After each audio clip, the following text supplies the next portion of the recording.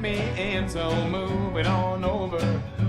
It was daunting and it was a challenge, but it was also a pleasure. The thing I had to work hardest on was sort of two things. One was to commit to the sincerity of the lyrics and simply to mean it and feel it as much as he did. She changed the lock on our front door, and my door key don't fit no more, so get it on over.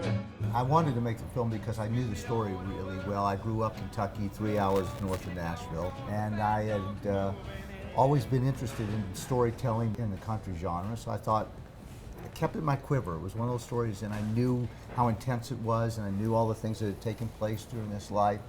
I thought it was the kind of story you could actually tell if you told it authentically. It would be very, very powerful. When I finished writing it, I started thinking about who might play Hank Williams. And one day I was watching War Horse, and I was really captivated by his performance. I had just got in touch with him, and we met each other, and we spent a bunch of time, and I don't know, it just became apparent that he was absolutely the right guy to play the role.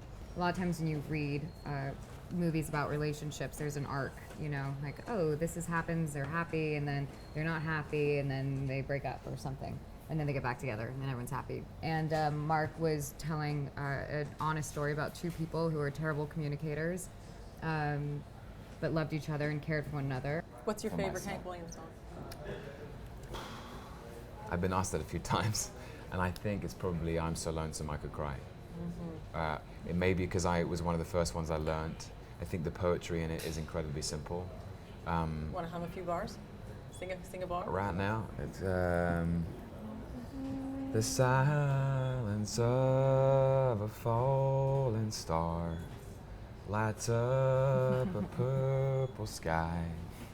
And as I wonder where you are, I'm so lonesome I could cry. And the choir sang. There you go. And the light Like came angels. down. Like angels.